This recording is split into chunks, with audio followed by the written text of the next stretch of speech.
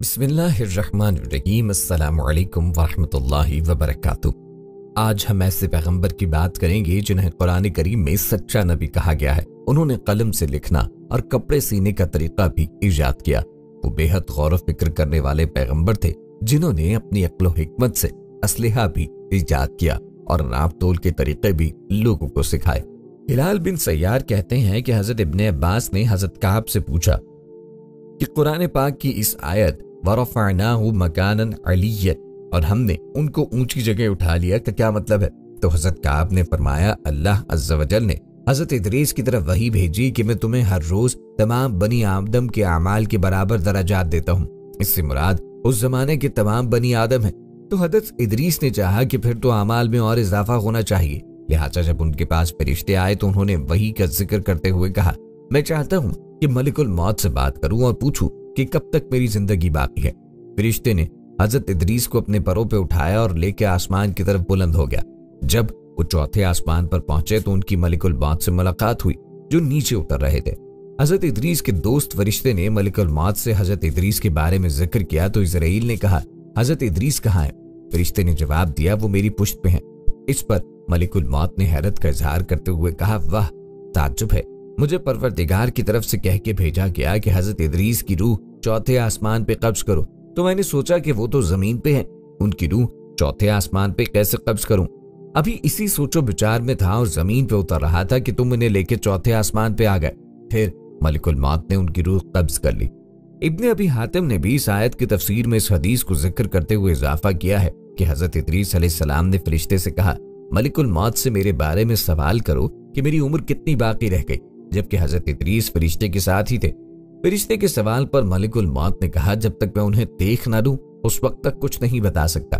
फिर मलिकुल मौत ने हजरत इदरीस को देख लिया तो फरिश्ते से कहा कि आप मुझसे ऐसे शख्स के बारे में सवाल कर रहे हैं जिसकी जिंदगी पलक झपकने से ज्यादा नहीं रही। फिर फरिश्ते ने पर के नीचे हजरत इदरीस को देखा तो उनकी वफात हो चुकी थी। उन्होंने अपनी उम्मत को ये पेशन गोई भी की कि उनकी तरह बहुत से अंबिया कराम तशरीफ लाएंगे जो सब के सब पाक होंगे और अल्लाह के दीन को राइज करेंगे। वो कदरे गुस्से वाले पैगंबर भी थे। इन सच्चे और अक्ल जहानत वाले पैगंबर का नाम इदरीस अलैहिस्सलाम था। आज की इस वीडियो में हम आपको बताएंगे कि हजरत इदरीस का हजरत आदम अलैहिस्सलाम और हजरत शीस अलैहिस्सलाम से क्या रिश्ता था और हजरत इदरीस अलैहिस्सलाम के बाद कौन से नबी आए, उन्होंने किसके खिलाफ जिहाद किया और उनकी क्या नुमाया खुसूसियात हैं। आपसे गुजारिश है कि इस वीडियो को आखिर तक जरूर देखिए। नाज़रीन, हजरत आदम अलैहिस्सलाम अल्लाह के पहले पैगंबर थे जो जमीन पर इंसानी बस्तियां बसाने वाले अव्वलीन फर्द थे, इसीलिए उन्हें अबुल बशर भी कहा जाता है। जब हजरत आदम अलैहिस्सलाम जन्नत से निकाले गए तो उनके साथ जन्नत से हर किस्म के बीज और मूसा अलैहिस्सलाम का 10 गज लंबा आसा और दरख्तों के भी तरह तरह के बीज आए थे। लेकिन हजरत आदम अलैहिस्सलाम खता की निदामत, शर्मिंदगी और तौबा की फिक्र में परेशान रहते। इब्लीस लईन ने इस मौके को गनीमत जानकर अपना हाथ उन बीजों पर फेरा। जिस बीज को शैतान लईन का हाथ लगा वो बेफायदा हो गया और जो उसके हाथ से बच गया वो फायदेमंद हो गया। जब आदम अलैहिस्सलाम जन्नत से उतरे तो अर्ज किया कि इलाही, यहाँ कोई तस्बीह, तहलील और तक़दीस बयान करने वाला नजर नहीं आता और ना ही कोई इबादतगाह है। परवरदिगार आलम ने जिब्राईल अलैहिस्सलाम को वहां भेजा। बैतुल मामूर के बराबर जहां खाना काबा है वहां जिब्राईल ने अपना पर मारा तो 7वीं जमीन के नीचे से ऊपर तक बुनियाद पड़ गई, जिसको फरिश्तों ने बड़े बड़े पत्थरों से पुर किया। वो ऐसे पत्थर थे जिन 10 आदमी मिलकर भी ना उठा सकते थे। ये पत्थर कोहे लबनान, कोहे तूर सीना, कोहे जूदी और कोहे हिरा से लाए गए थे। इसी बुनियाद पर बैतुल मामूर को नाजिल फरमा के टिकाया गया ताकि उसके गिरदा गिर्द आदम अलैहिस्सलाम और उनकी औलाद तवाफ करें। हदीस मुबारका में आता है कि रसूलुल्लाह सल्लल्लाहु अलैहि वसल्लम ने फरमाया, जब भी कोई इंसान जुल्म से कत्ल किया जाता है तो आदम अलैहिस्सलाम के सबसे पहले बेटे काबिल के नामा अमाल में भी इस कत्ल का गुनाह लिखा जाता है, क्योंकि कत्ल नाहक की बिना सबसे पहले इसी ने कायम की थी। हजरत हाबील के शहीद होने के बाद हजरत आदम अलैहिस्सलाम गमज़दा रहते क्योंकि ये उनकी नस्ल में पहला वाक़या था। तो अल्लाह ने अपने फजल करम से उनको हजरत शीस अलैहिस्सलाम जैसा बेटा अता फरमाया ताकि उनकी नस्ल से हजरत मोहम्मद सल्लल्लाहु अलैहि वसल्लम पैदा किए जाएं। हजरत शीस अलैहिस्सलाम पर कुछ सहीफे भी उतरे। हजरत आदम अलैहिस्सलाम ने वसीयत फरमाई थी कि हजरत नूह अलैहिस्सलाम का जमाना पाओ तो मेरे जसद को कश्तीर नूह में रख देना ورنہ اپنی اولاد کو نصیحت کر دینا۔ معارج النبوت میں ہے کہ حضرت شیس علیہ السلام حضرت آدم علیہ السلام کی تمام اولاد سے زیادہ حسین اور خوبصورت تھے اور تمام ظاہری اور باطنی کمالات سے پر تھے، اور آپ کی پیشانی میں نور محمد سورج کی طرح چمکتا تھا۔ ان سے حضرت آدم علیہ السلام نے نور محمدی صلی اللہ علیہ وسلم کی حفاظت کے بارے میں ایک عہد نامہ تحریر کروایا تھا تاکہ نور محمدی کو پاک رحموں اور پاک پشتوں میں پہنچایا جائے۔ اس عہد نامے پہ عمل کیا جائے اور اس عہد نامے کو ایک دوسرے تک پہنچایا جائے۔ حابیل کی شہادت سے 5 سال بعد ہی حضرت شیس علیہ السلام پیدا ہوئے تھے، اور حسن و خوبی صورت حضرت شیس علیہ السلام کی حضرت آدم علیہ السلام کی مشابہ تھی۔ حضرت آدم نے قبل از وفات شیس علیہ السلام کو اپنا ولی عہد بنا دیا تھا۔ حضرت شیس علیہ السلام حضرت آدم سے جنت کی خوبیاں ہمیشہ سنتے رہتے تھے اور آسمانی صحیفے کے مضمون بھی دریافت کرتے، اسی لیے دنیاوی لذات اور لوگوں سے تنہائی اختیار کر لی تھی، اکثر عبادات میں مشغول رہتے۔ حضرت شیس کے زمانے میں لوگ 2 قسم کے تھے، ایک حضرت شیس کی تابعداری میں تھے، آپ کی نصیحت سے سیدھے راستے پہ تھے، اور دوسرا گروہ قابیل کی اولاد کی تابعداری میں مشغول تھا۔ حضرت شیس کی نصیحتیں تھیں کہ مومن حقیقی وہ ہوتا ہے جس میں خصلتیں پائی جائیں جو خدا کو پہچانے، نیک اور بد کو پہچانے، بادشاہ وقت کا حکم مانے، ماں باپ کا حق پہچانے اور ان کی خدمت کرے، ان کے ساتھ صلہ رحمی کرے، لوگوں سے نیکی اور محبت کرے، غصے کو زیادہ نہ بڑھائے، محتاجوں اور مسکینوں کو کھانا کھلائے، ان پر رحم کرے، گناہوں سے پرہیز کرتا رہے، مصیبتوں پر صبر کرے اور نعمت الہی پر شکر کرے۔ تفسیر عزیزی میں ہے کہ ان پر 50 صحیفے اترے تھے۔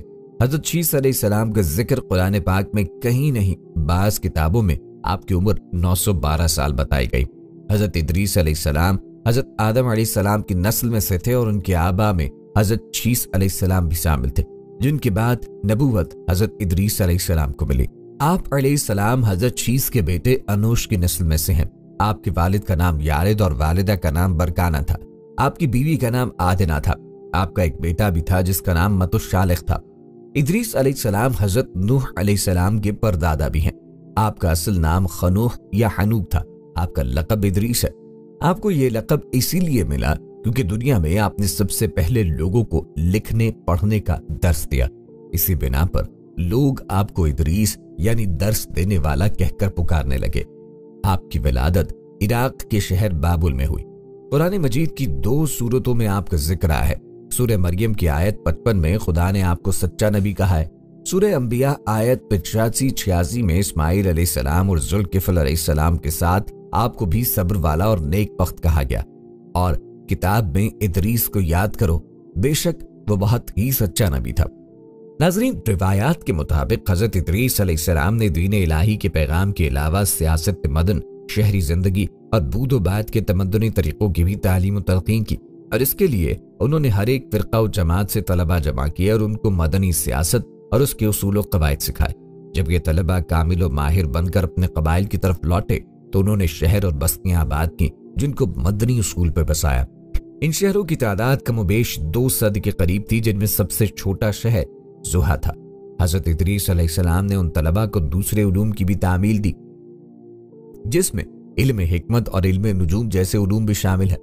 حضرت ادریس علیہ السلام پہلی ہستی ہے جنہوں نے علم حکمت و نجوم کی ابتدا کی، اس لیے کہ اللہ نے ان کو آسمان اور ان کی ترتیب، کواکب اور ان کے جمع و تفریق کے نقاط اور ان کے باہمی کشش کے رموز و اسرار کی تعلیم دی اور ان کو علم عدد و حساب کا عالم بنایا۔ اور اگر اس پیغمبر خدا کے ذریعے ان علوم کا علم نہ ہوتا تو انسانی فطرت کی وہاں تک رسائی مشکل تھی۔ انہوں نے مختلف گروہوں اور امتوں کے لیے ان کے مناسب حال قوانین و قواعد مقرر فرمائے۔ حضرت ادریس کی بیان کردہ حکمت اور ان کے علوم کو سامنے رکھ کے تفکر کیا جائے، یہ حقیقت آشکار ہو جاتی ہے کہ اللہ کی تفویض کردہ امانت یعنی خلافت و نیابت سے متعلق علوم اور ان علوم کے ذریعے کائنات میں تصرف کر کے موجودات کو تسخیر کا اختیار صرف انسان کو حاصل ہے۔ اللہ نے بحیثیت خالق اپنے بندوں کو ایسا علم عطا کیا کہ ان کے اندر تخلیقی صلاحیتیں بیدار ہو گئیں۔ آدم ذات ان صلاحیتوں کے استعمال سے اللہ کی مخلوق کو فائدہ بھی پہنچا سکتا ہے اور اپنی تخلیقی صلاحیتوں سے مخلوق پہ عرصہ حیات تنگ بھی کر دیتا ہے۔ صلاحیتوں کے استعمال سے سامنے آنے والی تخلیق طرز فکر کی عکاسی کرتی ہے۔ طرز فکر اگر مثبت ہے اور انبیاء کرام اور ان کے وارث اولیاء اللہ کی طرز فکر سے ہم آہنگ ہے تو اس سے جو بھی عمل صادر ہوتا ہے، جو بھی نئی تخلیق سامنے آتی ہے، وہ نوع انسانی اور دیگر مخلوق کے لیے سکون، آرام، راحत और खुशी का बाइस होती है। और तर्ज फिक्र अगर महदूद दायरे में कैद है, ज़ाती मनफत और इनफरादी अगराज के खौल में बंद है, तो तख्लीकी सलाहियतों का इस्तेमाल किसी भी तरह नौ इंसानी के इज्तिमाई मफाद में नहीं, क्योंकि सलाहियतों का इस्तेमाल सिर्फ और सिर्फ इसलिए है कि किसी एक फर्द या मखसूस गिरोह की इजारादारी कायम करके अपनी ही नौ के अफराद को महकूम बनाया जाए। इसलिए तर्ज फिक्र की ज़ेर असर मंजर आम पर आने वाली तख्लीकात और नई इजादात बजाय सुकून व आराम के नौ इंसानी के लिए मुसीबत बन जाती हैं। अंबिया कराम चूंकि जिस तर्ज के फिक्र के हामिल होते हैं जिसमें ये बात राज़िक होती है कि कायनात की तमाम चीज़ों का और हमारा मालिक अल्लाह है, किसी चीज़ का रिश्ता बराह रास्त हमसे नहीं बल्कि हमसे हर चीज़ का रिश्ता अल्लाह की मारिफत कायम है, लिहाजा इनकी सोच लामहदूद वसत की हामिल होती है और अल्लाह के उन फरस्तादा बंदों से अल्लाह के अता करदा इख्तियारात के तहत जो तख्लीकात ज़हूर में आती हैं उनसे अल्लाह की मखलूक की फलाह का सामान मैसर आता है। लिहाजा उनकी सोच लामहदूद वसत की हामिल होती है और उनके अल्लाह की फरस्तादा बंदों से अल्लाह के अता करदा इख्तियारात के तहत जो तख्लीकात ज़हूर में आती हैं उनसे अल्लाह की मखलूक की फलाह का सामान मैसर आता है, क्योंकि वो मज़ाहिर के पसे पर्दा काम करने वाली हकीकत से बाखबर होते हैं और हकीकत में ज़हनी इंतशार नहीं होता।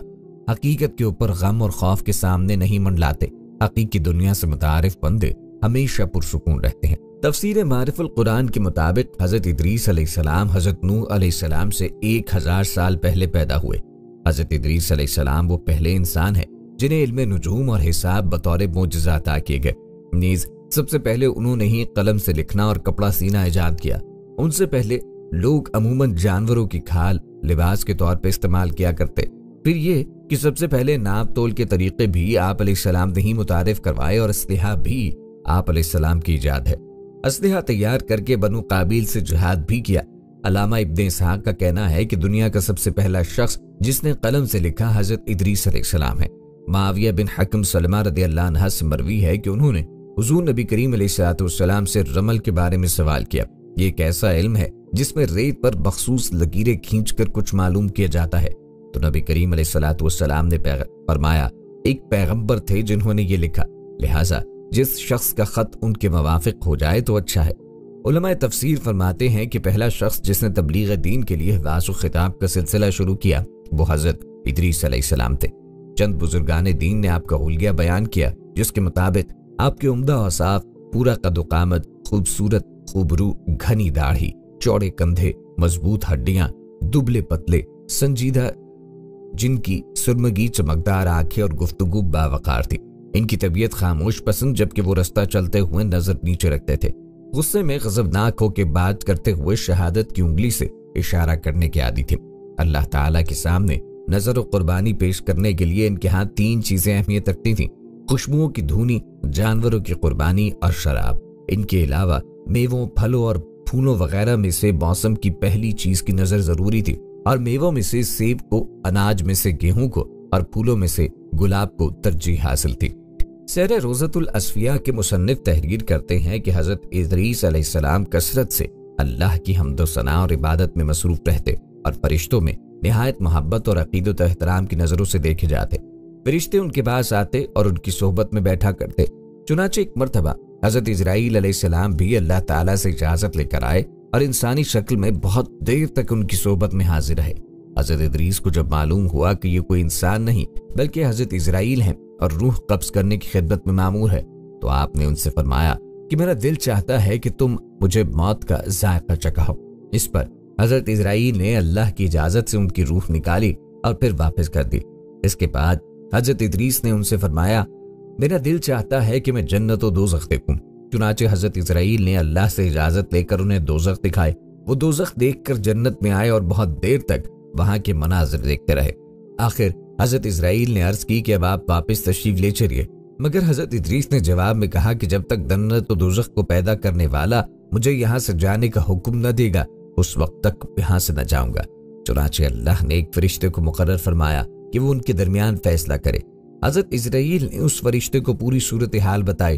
फिर हजरत इदरीस ने फरमाया, मैं कानून खुदाबंदी के मुताबिक मौत का जायका चख चुका हूँ और अब जन्नत में आ गया हूँ। चूंकि हक ताला ने फरमाया, यानी हम तुमको इसमें से नहीं निकालेंगे, लिहाजा मैं यहाँ से जाना नहीं चाहता। हजरत काब अखबार की रिवायत है कि फरिश्ते ने अल्लाह के हुक्म से फैसला किया कि अच्छा, आप छठे आसमान पर रहें और फरिश्तों के साथ इबादत कीजिए। चुनाचे हजरत इदरीस अलैहिस्सलाम छठे आसमान पर फरिश्तों के साथ इबादत में मशगूल रहते हैं। वल्लाहु आलम। इस सिलसिले में मुत्तफ़िक़ा अलैह हदीस ये है कि हजरत इदरीस चौथे आसमान पर हैं। मुजाहिद रहमतुल्लाह अलैह और दीगर बहुत से उलमाए कराम का यही कौल है। हजरत ज़ाहरी ने भी हजरत अनस रज़ियल्लाहु अन्हु से मरवी मेराज की हदीस नकल की है कि जब नबी करीम अलैहिस्सलातु वस्सलाम मेराज की रात चौथे आसमान पर पहुंचे तो वहां आप सल्लल्लाहु अलैहि वसल्लम की मुलाकात हजरत इदरीस से हुई, जिन्होंने हुजूर नबी करीम अलैहिस्सलातु वस्सलाम को देखकर फरमाया, मरहबा सालेह भाई और सालेह नबी। नाज़रीन, हजरत इदरीस की जिंदगी में दो चीजें बहुत नुमाया हैं, एक वाज़ो तबलीग और दूसरी आले काबिल के साथ जिहाद। चूंकि उन्हें वाज़ो तबलीग में मलिका हासिल था, उनकी पहली कोशिश यही रही कि वाज़ो नसीहत से आले काबिल राह रास्त पे आए और दुनिया बुराइयों से पाक होकर एक अल्लाह की इबादत करने लगे। लेकिन शैतान ने उन लोगों को पूरी तरह अपनी गिरफ्त में ले लिया था।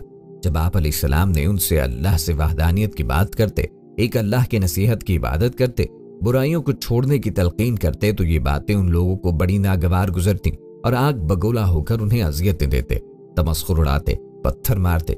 दरअसल एक तवील अरसे तक शैतान के ज़ेरे असर रहकर ये लोग शिर्क व कुफ्र और बुराइयों की दलदल में गर्दन तक धंस चुके थे। दुनिया वाज़ेह तौर पर दो गिरोहों में तकसीम हो चुकी थी, एक शैतान के पैरोकार और दूसरे अल्लाह रब्ब कायनात के मानने वाले। हजरत इदरीस अलैहिस्सलाम इस सूरत हाल पर बड़े दिल गिरफ्तार परेशान रहा करते। आप अलैहिस्सलाम ने लाख कोशिश की कि किसी तरह तबलीग के जरिए इन लोगों को राह रास्त पे लाया जा सके, लेकिन जब कोई सूरत नजर न आई तो उन्होंने अल्लाह ताला के हुक्म से उन लोगों के खिलाफ जिहाद का फैसला किया। उन्होंने अल्लाह और उसके पैगंबर पर ईमान रखने वाले नौजवानों की एक जमात के साथ आले काबिल के साथ जिहाद किया, जिसमें अल्लाह ताला ने उन्हें कामयाबी अता फरमाई और बहुत से लोग दीन हक की जानिब राग़िब हो गए। हजरत इदरीस अलैहिस्सलाम ने अपनी उम्मत को यह भी बताया कि मेरी तरह इस आलम की दीनी और दुनियावी इस्लाह के लिए बहुत से अंबिया अलैहिमुस्सलाम तशरीफ लाएंगे और उनकी नुमाया खुसूसियात ये होंगी, वो एक बुरी बात से मुबर्रा और पाक होंगे, काबिल सताइश और फजाइल में कामिल होंगे, जमीन और आसमान के अहवाल से और उन उमूर से कि जिनमें कायनात के लिए शफा है या मर्ज, वही इलाही के जरिए उस तरह वाकिफ होंगे कि कोई सवाली खाली हाथ न रहेगा। वो मुस्तजाबुद दावत होंगे और उनके मजहब की दावत का खुलासा इस्लाह कायनात होगा। नाज़रीन, हजरत इदरीस ने जो कवायद व ज़वाबित और कवानीन वज़ा किए वो इस जमाने के तमाम तबक़े हाय फिक्र के लिए कबूल थे। कुरैश पे मौजूद आबादी को इंतजाम और इंसलाम के गर्ज से 4 हिस्सों में तकसीम करके हर हिस्से के लिए एक हाकिम मुकर्रर फरमाया और इस जुग्राफियाई तकसीम की बुनियाद पर कवानीन वज़ा किए। हजरत इदरीस ने जो शरीयत पेश की उसका खुलासा है, परस्तिश के लायक हस्ती वही है जिसने आसमान और जमीन को पैदा किया है। नेक आमाल सकून आशना जिंदगी से हम किनार करते हैं। मादी दुनिया और इससे ताल्लुक रखने वाली हर शय आरजी और फना होने वाली है। अदल इंसाफ और कानून की पासदारी से माशरे से मनफी तर्जें खत्म हो जाती हैं। शरई अहकाम पे गौर व फिक्र के साथ अमल दरामद से बेहतरीन नताइज मुरतब होते हैं। हराम से दिल जंगालूद हो जाते हैं, इससे इज्तिनाब करना चाहिए। तहारत व पाकीज़गी का एहतिमाम ईमान का हिस्सा है। अय्याम बैज़ हर कमरी माह की 13, 14 और 15 तारीख के रोजे रखना और ज़कात देना बातनी पाकीज़गी और मालो दौलत की मोहब्बत से निजात के लिए बेहतरीन अमल। हजरत इदरीस अलैहिस्सलाम ने अपनी उम्मत के लिए साल में चंद दिन ईद के लिए मुकर्रर फरमाए और मखसूस औकात में नजर व कुर्बानी देना फर्ज करार दिया। शहरों में सड़कों का जाल बिछाया, कारोबार के लिए मार्केटें बनवाई, खेल कूद के मैदान बनवाए, मकानात और दूसरी इमारतों को नक्शे के मुताबिक बनाने की प्लानिंग की। हजरत इदरीस ने इल्म व अमल के एतबार से नौ इंसानी को 3 तबकात में तकसीम किया, उलमा, बादशाह, रागिब। हस्ब तरतीब उनके मरातिब मुकर्रर फरमाए। उलमा को पहला और बुलंद दर्जा दिया गया इसलिए कि वो अल्लाह के सामने अपने नफ्स के अलावा बादशाह और रियाया के मामलात पे भी जवाबदेह है। बादशाह को दूसरे दर्जे पे रखा गया कि वो अपने नफ्स और उमूर मुमलिकत का जवाब दे। रियाया चूंकि सिर्फ अपने नफ्स के लिए जवाबदेह है इसलिए वो तीसरे तबके में शामिल की गई, लेकिन ये तबकात नस्ल व खानदानी इम्तियाजात के लिहाज से न थे। रिवायत की जाती है कि उनकी अंगूठी पर ये इबारत कुंदा थी, अल्लाह पर ईमान के साथ साथ सब्र फतहमंदी की अलामत है। कमर से बांधने वाले पटके पे तहरीर था, हकीकी ईदें अल्लाह के फराइज की हिफाजत पे मख्फी हैं और दीन का कमाल शरीयत से वाबस्ता है। नमाज जनाजा के वक्त जो पटका बांधते उस पे हस्ब ज़ेल जमले तहरीर थे, सादतमंद वो है जो अपने नफ्स की निगरानी करता है। अल्लाह के सामने इंसान के शफी उसके अपने नेक अमाल है।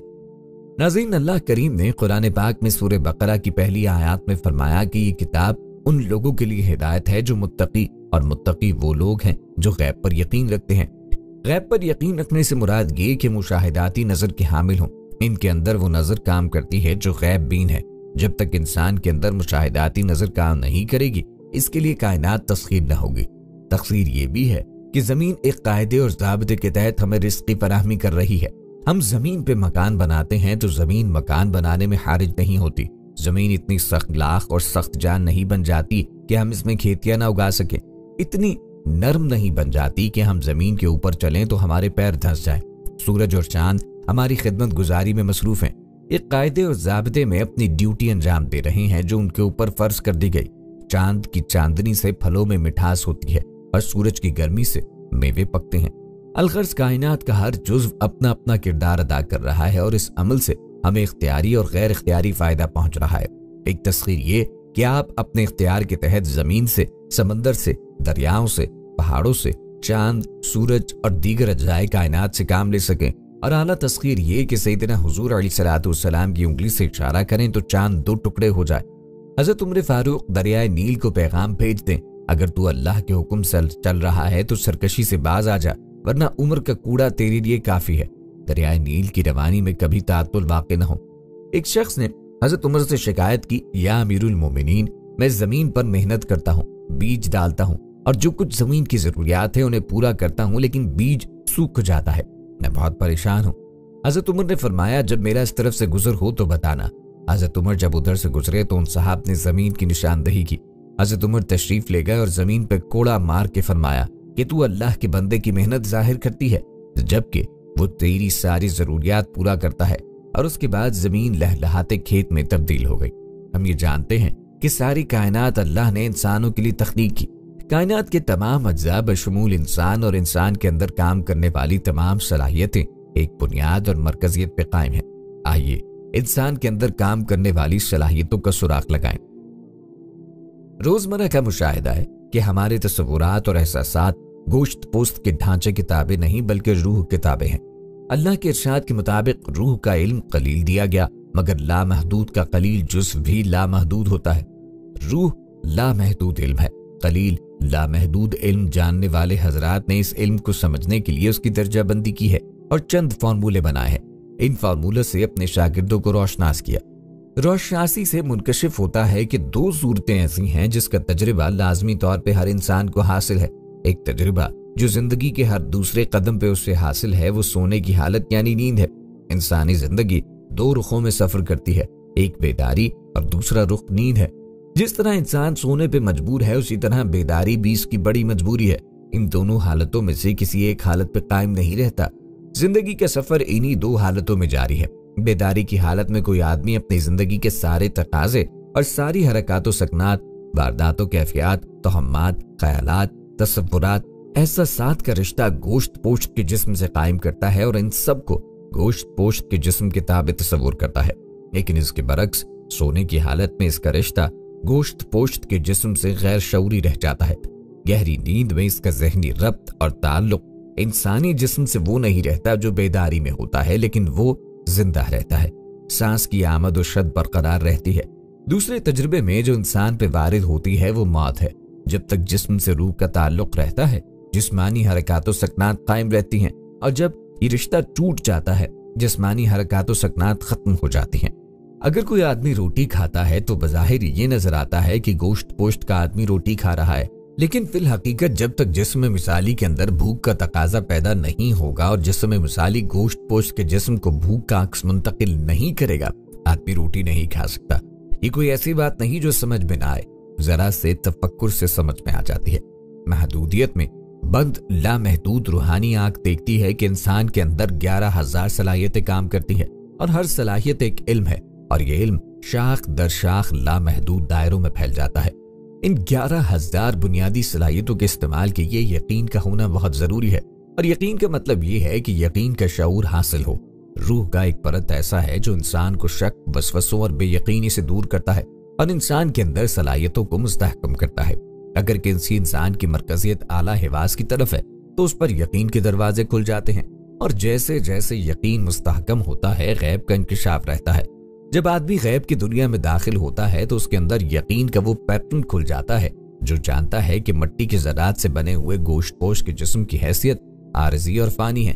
اس پر یہ حقیقت آشکار ہوتی ہے کہ مرنے والے آدمی کے جسم کے اوپر جو روشنیوں کا جسم ہے اس نے عارضی اور فنا ہو جانے والے مادی جسم سے رشتہ منقطع کیا ہے، یعنی مرنے سے مراد ہے کہ مٹی کے ذرات سے بنے ہوئے گوشت پوشت کے آدمی کے اوپر موجود روشنیوں کا وہ جسم جو کہ روح اور مادی جسم کے درمیان رابطے کا کام دیتا ہے، اس عالم آب و گل سے رشتہ منقطع کر کے عالم رنگ و نور میں منتقل ہو گیا۔ جب حضرت آدم علیہ السلام اور بی بی حوا کی توبہ قبول ہو گئی تو انہیں اطمینان ہو گیا، زندگی چین اور سکون سے بسر کرنے لگے تو بی بی حوا کے بطن سے جوڑا جوڑا بچے پیدا ہونے لگے۔ حضرت آدم علیہ السلام خدا کے حکم سے جس بھائی کے ساتھ بہن پیدا ہوتی دوسرے جوڑے سے اس کا نکاح کر دیتے۔ سب سے بڑے قابیل کے ساتھ جو لڑکی پیدا ہوئی اس کا نام اقلیمہ تھا، وہ نہایت خوبصورت تھی، اس لیے قابیل اس سے دستبردار ہونے کو تیار نہ ہوا، حالانکہ حابیل اس لڑکی کا حقدار تھا۔ حضرت آدم علیہ السلام نے ان کے جھگڑے کو دیکھ کر انہیں اللہ کے حضور اپنی قربانیاں پیش کرنے کا حکم دیا کہ دونوں میں سے جس کی قربانی قبول ہوگی وہ اقلیمہ کو پا سکے گا۔ قربانی کے قبول ہونے کی نشانی یہ تھی کہ اللہ کی طرف سے آگ آ کر اس قربانی کو جلا جاتی، جس سے پتہ چلتا کہ بارگاہ الہی میں قربانی کی مقبولیت ہو گئی ہے۔ چنانچہ بحکم خدا حابیل کی قربانی قبول ہوئی، جس نے قابیل کو غضبناک کیا۔ اس نے غم و غصے سے مغلوب ہو کر حابیل سے کہا کہ اب میں تجھے قتل کر دوں گا، جیسے کہ قرآن کریم میں ارشاد باری تعالیٰ ہے۔ اور اے پیغمبر، ان کے سامنے آدم کے دو بیٹوں کا واقعہ ٹھیک ٹھیک پڑھ کے سناؤ، جب دونوں نے ایک ایک قربانی پیش کی تھی اور ان میں سے ایک کی قربانی قبول ہو گئی اور دوسری کی قبول نہ ہوئی۔ اس دوسرے نے پہلے سے کہا کہ میں تجھے قتل کر ڈالوں گا۔ پہلے نے کہا کہ اللہ تو ان لوگوں سے قربانی قبول کرتا ہے جو متقی ہو، اگر تم نے مجھے قتل کرنے کو اپنا ہاتھ بڑھایا تب میں بھی تمہیں قتل کرنے کو اپنا ہاتھ نہیں بڑھاؤں گا۔ میں تو اللہ رب العالمین سے ڈرتا ہوں، میں تو یہ چاہتا ہوں کہ انجام کار تم اپنے اور میرے دونوں کے گناہ میں پکڑے جاؤ اور دوزخیوں میں شامل ہو، اور یہی ظالموں کی سزا ہے۔ آخرکار اس کے نفس نے اس کے اپنے بھائی کے قتل پر آمادہ کر لیا، چنانچہ اس نے اپنے بھائی کو قتل کر ڈالا اور نامرادوں میں شامل ہو گیا۔ کہتے ہیں کہ جنگل میں حابیل ایک پتھر پہ سر رکھ کے سویا ہوا تھا کہ قابیل نے اوپر سے دوسرے پتھر سے مار کے شہید کیا، لیکن قتل کرنے کے بعد اس کی لاش کو چھپانے کا طریقہ نہیں جانتا تھا، کیونکہ اس سے پہلے آدم علیہ السلام کی اولاد میں سے کوئی فوت نہ ہوا تھا، اس لیے قابیل حیران و پریشان تھا کہ اب کیا کرے۔ پھر اللہ تعالیٰ نے مہربانی فرما کے ایک کوے کو بھیجا۔ بعض کہتے ہیں کہ دو تھے، ایک نے دوسرے کو مارا، پھر زمین کو ریت کے گڑھا بنایا، پھر اس میں اس مردے کو رکھا اور اس سے مٹی ڈال دی، جیسے کہ فرمان باری تعالیٰ ہے۔ پھر اللہ نے ایک کوا بھیجا جو زمین کھودنے لگا تاکہ اسے دکھائے کہ وہ اپنے بھائی کی لاش کیسے چھپائے۔ یہ دیکھ کر وہ بولا، ہائے افسوس، کیا میں اس کوے جیسا بھی نہ ہو سکا کہ اپنے بھائی کی لاش چھپا دیتا۔ اس طرح بعد میں بڑا شرمندہ ہوا۔ زندگی کے سارے تقاضے دراصل روح میں موجود ہیں اور روح سے شعور میں منتقل ہوتے ہیں۔ اس کا مفہوم یہ ہے کہ زندگی کے تمام تقاضوں کی بنیاد روح ہے۔ روح ان تقاضوں کے مادی خط و خال میں مظاہرے کے لیے اپنا ایک میڈیم بناتی ہے۔ اس میڈیم کی مادی بنیاد اور ابتدائی حالت کو ہم کروموسوم کا نام دیتے ہیں۔ قرآن پاک میں مذکور ہے کہ ہم نے اس میں اپنی روح ڈال دی، یعنی روح نے اپنے لیے ایک میڈیم بنایا اور اس میڈیم کو حواس منتقل کر کے متحرک کر دیا۔ روح مادی جسم کو ایک اور درمیانی ایجنسی کے ذریعے حواس منتقل کرتی ہے۔ اس ایجنسی کو جسم مثالی کہتے ہیں۔ روح جو اطلاعات جسم کو دینا چاہتی ہے وہ اطلاعات اور تقاضے جسم مثالی وصول کرتا ہے، اور ان تقاضوں کے اثرات گوشت پوست کے جسم پہ مرتب ہوتے ہیں۔ جسم مثالی انسان کے مادی جسم کے اوپر روشنیوں سے بنے ہوئے ایک لطیف جسم کی صورت میں ہوتا ہے۔ روشنیوں سے بنا ہوا یہ جسم صرف انسان کے لیے مخصوص نہیں، بلکہ زمین کے اوپر جتنی بھی مخلوقات موجود ہیں سب اسی طرح کی روشنیوں سے بنے ہوئے جسم کی ذیلی تخلیق ہیں، اور روشنیوں سے بنا ہوا یہ جسم روح کا تخلیق کردہ ہے۔ جب حضرت عیسیٰ علیہ السلام کا انتقال ہوا تو کچھ عرصے بعد ان کے پیروکار بہت محدود تعداد میں رہ گئے۔ قابیل کی اولاد نے کفر و شرک، بدکاری و بے حیائی کا بازار گرم کر رکھا تھا۔ زناکاری و شراب نوشی عام تھی۔ پاکیزہ رشتوں کی پہچان ناپید ہو چکی تھی۔ بتوں کی پوجا اور آگ کی پرستش ہو رہی تھی۔ گویا دنیا پر شیطان اس کے حواریوں کا راج تھا۔ حضرت آدم علیہ السلام اور حضرت شیس کے قائم کردہ شرعی حدود اور احکامات الہی کو پامال کیا جا رہا تھا، اور یہی وہ وقت تھا کہ جب اللہ جل شانہ نے اس بگڑی قوم میں ایک نبی مبعوث کرنے کا فیصلہ کیا، اور اس عظیم منصب کے لیے حضرت شیس کی نسل سے حضرت ادریس علیہ السلام کا انتخاب فرمایا۔ حضرت ادریس علیہ السلام میں وہ تمام خوبیاں بدرجہ اتم موجود تھیں جو اللہ کے نبی میں ہونی چاہیے۔ آپ علیہ السلام حضرت آدم علیہ السلام کے دین کے پیروکار، نہایت عبادت گزار، متقی، پرہیزگار اور انتہائی سچے انسان تھے۔ ناظرین، نبوت کے منصب پہ فائز ہوتے ہی آپ علیہ السلام نے اپنے قوم کے بھٹکے ہوئے لوگوں میں واعظ و تبلیغ کا کام شروع کیا، جس سے ایک چھوٹی سی جماعت مشرف با اسلام ہو گئی، لیکن زیادہ تر لوگ حضرت شیس اور حضرت آدم کی تعلیمات کے مخالف ہی رہے۔ راہ ہدایت کا یہ درس اور نیکی کی باتیں ان کو بہت ناگوار گزرتی، چنانچہ وہ آپ علیہ السلام کے دشمن ہو گئے۔ آپ علیہ السلام اور پیروکاروں کو طرح طرح سے اذیتیں دینے لگے، یہاں تک کہ آپ علیہ السلام نے ان کی ایذا رسانیوں سے تنگ آ کر بابل سے ہجرت کا ارادہ کر لیا اور اپنے پیروکاروں کو اس فیصلے سے مبتلا فرمایا۔ چونکہ بابل دریائے فرات اور دجلہ کے کنارے ایک سرسبز و شاداب علاقہ تھا، لہٰذا لوگوں کے لیے اس علاقے سے ہجرت کرنا خاصا مشکل تھا۔ انہوں نے اس حوالے سے تحفظات کا اظہار بھی کیا، لیکن پھر حضرت ادریس کے سمجھانے پر وہ لوگ آپ علیہ السلام کے ساتھ ہجرت پہ تیار ہو گئے۔ حضرت ادریس اور ان کے پیروکاروں نے بابل سے مصر کا رخ کیا اور دریائے نیل کے کنارے آباد ہو گئے، جو بابل سے بھی زیادہ سرسبز و شاداب علاقہ تھا۔ حضرت ادریس نے یہاں کے لوگوں میں درس و تبلیغ کے کام کو جاری رکھا۔ آپ علیہ السلام اس وقت لوگوں میں رائج تمام زبانوں سے واقف تھے اور عوام کو انہی کی زبان میں درس دیتے تھے۔ سورہ انبیاء میں اللہ تعالیٰ نے فرمایا، اور اسماعیل اور ادریس اور ذوالکفل کا تذکرہ کیجیے، یہ سب احکام الہیہ پر ثابت قدم رہنے والے لوگوں میں سے تھے۔ عالم رنگ و نور اور غیب کے پس پردہ دیگر بے شمار عالمین سے واقف ہونے کے لیے اور اپنے اندر پوشیدہ صلاحیتوں کا استعمال سیکھنے کے لیے انبیاء کی طرز فکر اور ان کے علوم کے حامل ایسے روحانی استاد کی ضرورت ہے جو قدم قدم چلا کر ہمیں شاگرد کو عرفان ذات سے ہمکنار کر دے۔ حدیث نبوی کی روشنی میں تمام انبیاء کرام علیہ السلام زندہ ہیں اور ان کو روزی دی جاتی ہے۔ اعلیٰ حضرت امام احمد رضا خان رحمۃ اللہ علیہ فرماتے ہیں کہ 4 نبی زندہ ہیں کہ ان کو وعدہ الہیہ ابھی آیا ہی نہیں۔ ان میں سے 2 حضرت ادریس علیہ السلام اور حضرت عیسیٰ علیہ السلام آسمان پر ہیں، اور 2 حضرت خضر علیہ السلام اور حضرت الیاس علیہ السلام زمین پر ہیں۔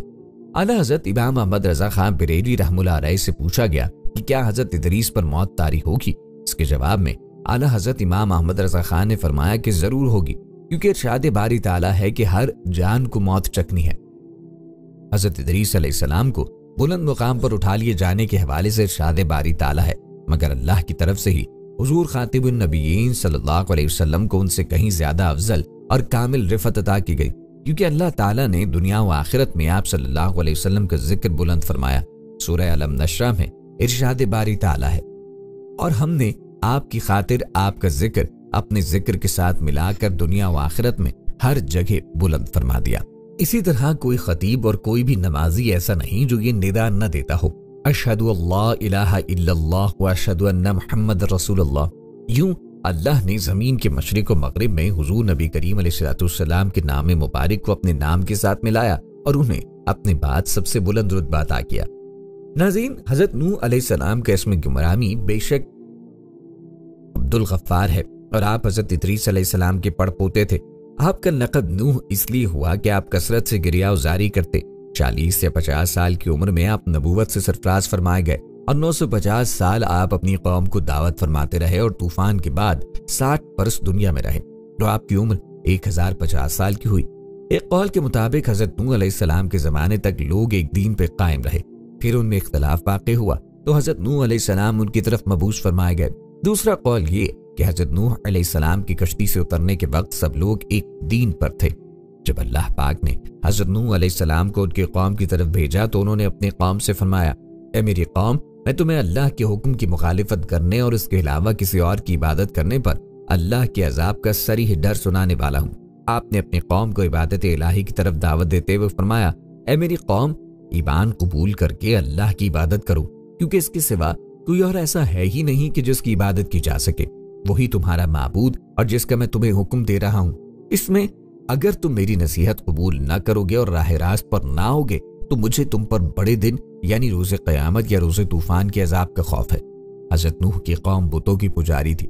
اللہ نے حضرت نوح علیہ السلام کو ان کی قوم کی طرف رسول بنا کر بھیجا اور حکم دیا کہ وہ اپنی قوم کو پہلے سے ہی ڈرا دیں کہ اگر وہ ایمان نہ لائے تو ان پہ دنیا و آخرت کا دردناک عذاب ہوگا، تاکہ ان کے لیے اصلاً کوئی عذر باقی نہ رہے۔ یاد رہے کہ حضرت نوح علیہ السلام وہ سب سے پہلے رسول ہیں جنہوں نے کفار کو تبلیغ کی، اور سب سے پہلے آپ کی قوم پر ہی دنیاوی عذاب آیا۔ حضرت نوح علیہ السلام کی قوم نے آپ کی نبوت کو جھٹلایا۔ حضرت نوح علیہ السلام پہ نازل ہونے والی وحی جو آپ ان تک پہنچا دیتے تھے اسے قبول نہ کیا۔ ایک عرصے تک عذاب الہی سے خوف دلانے اور راہ راست پہ لانے کی کوشش کرنے کے باوجود بھی وہ لوگ اپنی بات پر ڈٹے رہے تو ان پر اللہ کا عذاب نازل ہوا۔ جو مومنین حضرت نوح علیہ السلام کی کشتی میں سوار تھے اللہ پاک نے عذاب سے محفوظ رکھا اور باقی سب کو غرق کر دیا۔ معلوم ہوا کہ اللہ پاک کے دشمنوں پر اس وقت تک دنیاوی عذاب نہیں آتے جب تک وہ پیغمبر کی نافرمانی نہ کریں، اور ہم کسی کو عذاب دینے والے نہیں جب تک کوئی رسول نہ بھیجتے۔ حضرت نوح علیہ السلام کی کشتی میں 40 مرد اور 40 عورتیں تھیں، مگر آپ کی اولاد کے سوا کسی کی نسل نہ چلی، اسی لیے آپ کو آدم ثانی کہتے ہیں۔ دعا ہے کہ اللہ ہمیں اور ہماری اولادوں کو انبیاء کرام کی زندگیوں سے سبق حاصل کرنے کی توفیق عطا فرمائے، اور ہمیں ایسے اعمال کرنے کی توفیق عطا فرمائے کہ روز محشر آپ صلی اللہ علیہ وسلم کے سامنے شرمندگی نہ ہو۔ آمین ثم آمین۔ اپنی دعا کا آغاز درود ابراہیمی سے کرتے ہیں۔ آپ سب دوست اور بہنیں مل کر درود پاک پڑھ لیں اور کمنٹس میں آمین لازم لکھیں۔ اللہ پاک اس آمین کو لکھنے کی برکت سے آپ کی اور میری تمام جائز حاجات کو پورا فرمائیں گے۔ دعا کا آغاز کرتے ہیں۔ بسم اللہ الرحمن الرحیم۔ اللہم صلی علی محمد وعلی آل محمد کما صلیت علی ابراہیم وعلی آل ابراہیم انک حمید مجید۔ اللہم بارک علی محمد وعلى آل محمد كما باركت على إبراهيم وعلى آل إبراهيم إنك حميد مجيد۔ تمام حمد و ثنا رب ذوالجلال کے لیے ہے، جس کی رحمت سے نا امیدی نہیں، جس کی نعمتوں سے دامن خالی نہیں، جس کی مغفرت سے مایوسی نہیں، اور جس کی رحمتوں کا فیضان کبھی رکتا نہیں۔ اے اللہ تو پاک ہے، تیرا شکر ادا کرتے ہیں اس اقرار کے ساتھ کہ تیرے سوا کوئی معبود نہیں، تو سب سے بڑا ہے، تیرا کوئی شریک نہیں اور نہ ہی کوئی ہمسر ہے۔ زمین و آسمان پر جتنی بھی مخلوقات ہیں تو سب کا مالک ہے اور سب کو تو ہی پالنے والا ہے۔ اے اللہ پاک بلا شبہ تو ہم سے محبت کرتا ہے، یہی وجہ ہے کہ تو نے ہمیں ایمان کی دولت سے نوازا اور ہمیں اپنے محبوب صلی اللہ علیہ وسلم کا امتی بنایا۔ یا اللہ اپنے پیارے حبیب پاک صلی اللہ علیہ وسلم کے صدقے ہماری زندگیوں کو پرسکون اور آسان بنا دے۔ یا الہی ہم سب کے گناہ معاف کر دے، ہم سب کو عابد اور سحر خیز بنا دے، ہم پر راز شوق آشکار کر دے، ہمیں غلامی مصطفیٰ سے سرفراز کر دے، ہماری دلوں کی ویران بستی کو اپنی رحمت سے آباد کر دے، اور ہمیں اس راستے پر ہمیشہ قائم رکھ جو نبی پاک صلی اللہ علیہ وسلم نے بتلایا ہے۔ یا اللہ پاک ہم سب کو سچے دل سے توبہ کرنے کی توفیق عطا فرما دے۔ اے رب رحیم ہم گناہوں کی دلدل میں ڈوب گئے ہیں، ہم بدکاریوں کی مستیوں میں گرے پڑے ہیں، ہم مایوسیوں کے اندھیروں میں بھٹک رہے ہیں، رحمت الہی سے خود ہی روٹھ گئے ہیں۔ اے اللہ ہم ندامت کے آنسوؤں سے ناآشنا ہیں، ہم ایک سچی توبہ کے طلبگار ہیں۔ اے اللہ پاک اپنی رحمت سے ہمیں وہ سچی توبہ عطا فرما دیجیے۔ اے پاک پروردگار ہمیں، ہمارے والدین کو، ہمارے اہل و عیال کو، ہمارے آباء و اجداد اور ہماری آنے والی نسلوں کو اپنی عافیت عطا فرما۔ ہم سب کو بے حساب رزق عطا فرما۔ ہم سب کو حاسدوں کے حسد سے بچا۔ دونوں جہانوں کے مالک، جب ہم تھک جائیں تو ہمیں آرام پہنچانا، جب مشکلیں بڑھ جائیں تو آسانی بن جانا۔ اے مالک، جو بچے بگڑے ہوئے ہیں ان کو راہ راست پر چلنے کی توفیق عطا فرما۔ اے اللہ، ہم نے جن کے حقوق دینے ہیں یا ہم نے جن کی غیبت یا چغلی کی ہے، انہیں اپنی بارگاہ میں سے اتنا دے اور ایسی جزا و ثواب سے نواز دے کہ روز قیامت انہیں ہم سے بدلہ لینے کی طرف توجہ ہی نہ ہو۔ اے پاک پروردگار، ہمارے والدین کو سلامت رکھ، صحت اور تندرستی کے ساتھ۔ تمام زوجین میں محبت بنائے رکھ اور جہاں ناراضگی ہے اسے دور کر دے۔ اے پاک پروردگار، ہم کو اعمال صالحہ کی توفیق عطا فرما اور اپنی رحمت سے ہم سے وہ کام لے جس سے تو راضی ہو، اور ان سب کاموں سے بچا لے جن سے تو ناراض ہو۔ یا اللہ، شیطان کی گمراہیوں سے ہم سب کو کامل طور پر محفوظ رکھ۔ اے رب کریم، ہمارے ہاتھ تیرے سامنے پھیلے ہیں، ان کو اپنی شان کے مطابق خیر و برکت اور دنیا و آخرت کی ہر طرح کی بھلائی اور کامیابی سے بھر دے۔ اے اللہ، ہمیں ہر وہ چیز عطا فرما جس کی ہمیں ضرورت ہے۔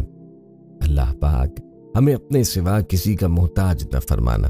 اے بہت بڑی شان والے، ہمیں باعزت اور بہترین صحت کے ساتھ عمر طویل عطا فرمانا اور ہمیشہ اپنے حفظ و امان میں رکھنا۔ یا اللہ، خاوند اور بیوی کو ایک دوسرے کے حقوق ادا کرنے کی توفیق عطا فرما۔ اولاد کو والدین کا فرما بردار بنا دے۔ بھائی بھائی سے ناراض ہیں، ان کی آپس کی نفرتیں ختم کر دے۔ ہمارے ماں باپ کی مغفرت فرما دے۔ اے اللہ، جنہوں نے ہمیں بڑی محنتوں سے پالا پوسا، ہمارے لیے تکالیف اٹھائیں، خود بھوکے رہ کر ہمیں کھلایا، تکلیف میں رہ کر ہمیں آرام پہنچانے کی کوشش کی، اے اللہ ہماری روزی کے حصول کے لیے جدوجہد اور کوشش کرتے رہے۔ اے اللہ، ہماری تربیت کے لیے جو کچھ ان سے ہو سکا، اے اللہ انہوں نے کیا۔ اے اللہ، ہماری جانب سے ہمارے والدین کو جزائے خیر عطا فرما۔ اے اللہ، جن اساتذہ کے ذریعے سے تیرا کلام پاک ہم تک پہنچا، اے اللہ تیری دین کا علم ہم تک پہنچا ہے، اے اللہ ان تمام لوگوں کی قبور کو نور سے بھر دے۔ اے اللہ، ان کی مغفرت فرما، ان کے درجات کو بلند فرما۔ اے اللہ، عذاب قبر سے ان کی حفاظت فرما۔ اے اللہ، اپنے محبوب اور مقبول بندوں میں شامل فرما۔ جب ہم کمزور پڑ جائیں تو ہماری طاقت بن جانا، جب ہم دکھ اور تکلیف میں ہوں تو ہمارا مرہم بن جانا، جب ہم مایوس ہو جائیں تو ہمارا بھروسہ اور یقین بن جانا، جب ہم بھوک سے نڈال ہوں تو تیری یاد ہی ہماری غذا بنے، جب ہر طرف بے چینیاں بھر جائیں تو اے پاک پروردگار ہمارا سکون بچ جانا، جب ہمارے اندر مایوسی کا اندھیرا بھرنے لگے تو امید کی روشنی بن جانا، جب ہر چیز ہمارے لیے ناممکن ہو جائے تو ہر چیز کو اپنے خاص فضل اور کرم سے ممکن بنا دینا۔ یا اللہ، ہمارے پاس کوئی عمل نہیں ہے، صرف تیری رحمت کا آسرا ہے۔ یا پروردگار، ہمیں اپنی رحمت میں ڈھانپ لے۔ اے بلندیوں کے بادشاہ، اے رب کائنات، ہمارے دل اور ہمارے قدم اپنی رضا کی طرف پھیر دے۔ یا اللہ، ہمیں وہ عقل دے جو تسلیم و رضا میں جائے، ہمیں وہ دوست دے جو منزل تک ہمارا ساتھ دے، ہمیں وہ نسبتیں عطا کر جو تجھے منظور ہیں۔ یا اللہ پاک، اپنے محبوب کی ہمارے دلوں میں محبت عطا فرما۔ یا الہی، اس دور میں اور آنے والے دور میں ہم سب پہ مہربانی فرما۔ یا اللہ، ہمارے دلوں کو غفلت سے دور کر دے اور ہم کو آخرت کی تیاری کی فکر عطا فرما۔ ایسی اولاد سے نواز دے جو نیک اور باعث عزت ہو، ایسا رزق عطا فرما جو حلال اور بابرکت ہو، اور ایسی موت عطا فرما جو باعث مغفرت ہو۔ اے اللہ، ہماری مغفرت فرما دے۔ اے اللہ، ہماری زندگیوں کو محبت کا عنوان بنا دے کہ ہم سب سے زیادہ تجھ سے محبت کریں، تجھ کو فوقیت دے، تیری عبادت کریں، تیرا حکم مانیں، تیرے بتائے ہوئے راستے پہ چلتے رہیں، یہاں تک کہ ہماری زندگی تمام ہو جائے اور تو ہمیں اپنے نور سے ڈھانپ لے۔ ہمیں ایسی معافی دے دے جس کے بعد गुनाह से नफरत हो जाए। हमें ऐसी हिदायत अता फरमा जिसके बाद गुमराही न हो। हमें ऐसी कामयाबी अता फरमा जिसके बाद नाकामी न हो। हमें ऐसी इज्जत दे जिसके बाद कोई जिल्लत न हो। हमें ऐसी खुशियां अता फरमा जिसके बाद तकब्बुर न हो। हमें ऐसी रज़ा दे जिसके बाद तेरी नाराजगी न हो। ऐसी रहमत अता फरमा जिसके बाद अज़ाब न हो। ऐ पाक परवरदिगार, हम सबको हर उस नेमत से सरफराज फरमा जिसमें हमारे लिए खैर व बरकत हो, इज्जत व वक़ार हो, राहत व सुकून हो, सेहत और तंदुरुस्ती हो, तरक्की व खुशहाली हो और दुनिया व आखिरत की भलाई हो। या अल्लाह, जो मुसलमान परेशान हाल हैं, मुसीबत में हैं, अपनी लामहदूद रहमत व मेहरबानी से उनकी तमाम परेशानी, मुश्किल, मुसीबत और तंगी को दूर फरमा दे। ऐ अर्ज़ व समा के मालिक, हमारी टूटी फूटी दुआओं को न देख, हमारा तुझ पे जो यकीन कामिल है उसको देख और आज हमारी तमाम दुआओं को, हाजात को पूरा कर दे। ऐ अर्ज़ व समा के मालिक, तू गफूर है, तू रहीम है, हम सब की तौबा कबूल करना। हमारे गुनाहों सगीरा और कबीरा को धो दे, हमारे दिलों को हिदायत दे, हमारी ज़बान को दुरुस्तगी और नरमी अता फरमा। हम सब को गुनाहों से बचा और हमें नेक आमाल करने की तौफीक अता फरमा। ऐ अल्लाह, जिस तरह तू बारिश बरसाकर सूखी जमीन की प्यास बुझाता है, इसी तरह अपनी रहमत से हमारे दिलों को भी सैराब कर दे। बेशक तू बड़ा मेहरबान और निहायत रहम करने वाला है। ऐ अल्लाह, हमारी तरफ से उन्हें बेहतरीन जज़ा अता फरमा, उनकी नेकियों को कबूल फरमा, उनकी खताओं से दरगुजर फरमा, उनकी सय्यात को हसनात से मुबद्दल फरमा। ऐ अल्लाह, तुझे तेरे नबी का वास्ता जिन्होंने हमारे लिए बड़ी कुर्बानियां दी, हमारे लिए बहुत तड़पे, हमारे लिए तुझसे बहुत कुछ मांगा। ऐ अल्लाह, क़यामत तक आने वाली इंसानियत को कुरान की दौलत अता कर, इल्म की दौलत से सरफराज फरमाया, सारी इंसानियत की सही रहबरी के लिए सारी जिंदगी के उसूल और निज़ाम को तरतीब दिया। ऐ अल्लाह, अपने महबूब की कुर्बानियों को कबूल फरमा और अपनी उम्मत की तरफ से, ऐ अल्लाह, अपने बंदों की तरफ से अपने नबी को बेहतरीन जज़ाए खैर अता फरमा। आमीन या रब्बल आलमीन। दोस्तों, ये थी हमारी आज की वीडियो। उम्मीद करते हैं आपको पसंद आई होगी। मजीद वीडियोस के लिए चैनल को सब्सक्राइब करें और साथ ही लगे बेल के बटन को दबा दें ताकि आने वाली हर नई वीडियो का नोटिफिकेशन आपको बर वक्त मिलता रहे। अपनी राय का इजहार कमेंट बॉक्स में लाजमी कीजिए। मिलते हैं एक नई वीडियो में, तब तक के लिए अल्लाह हाफिज व फी अमानिल्लाह।